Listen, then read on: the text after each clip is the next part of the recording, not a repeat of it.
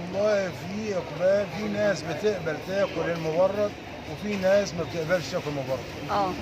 يعني مش، وفي لا مؤاخذه لا يمكن ياكل مبرد بقى. اه. فالاكل اللقمه دي نفس.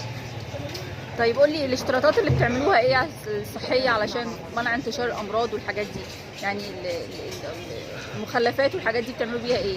في عربيه بتاعت المحافظه بتيجي بتاخد المخلفات مننا كل يعني في اليوم مره او مرتين. تمام. طيب الاقبال الصبح بيبقى عامل ازاي؟ والله الناس تبع الجو. اه. احنا داخلين على رمضان دلوقتي، الناس بتشتري مثلا بزياده ولا لا الموضوع لا لا طبيعي؟ لا لا، الناس النهارده اتطورت وغير الاول. اه. النهارده الناس اتطورت وبعدين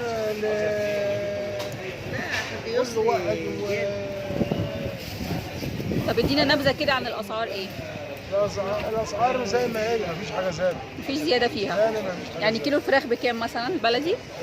البلدي لا مؤاخذه يعني 44 45. اه. والبط؟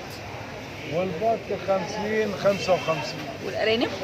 والارانب 50 جنيه الارانب. اه. الناس في رمضان بتقبل على ايه شراء اول يوم؟ رمضان السنة دي هيختلف عن أي رمضان. اشمعنى بقى؟ زي كورونا اللي جات لنا الجديدة دي. أهو رمضان ده غريب زي غير اللي فات.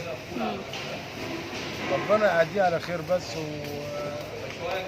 أعياد المسيحيين الناس بتقبل أكتر على شراء الدواجن؟ النهارده في وعي. في وعي.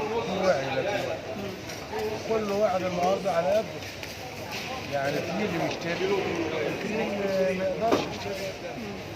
الأجواء في عيد الأقباط مختلف؟ مفيش، زي ما انت شايف اهو السوق اهو. اه. زي ما انت شايف اهو. تمام. والمفروض الايام دي في عندنا عيدين. لا مؤاخذه كان الاول بنحجز عشان رمضان وده بيركن وده بيعزم عيال النهارده مفيش حد هيعزم حد.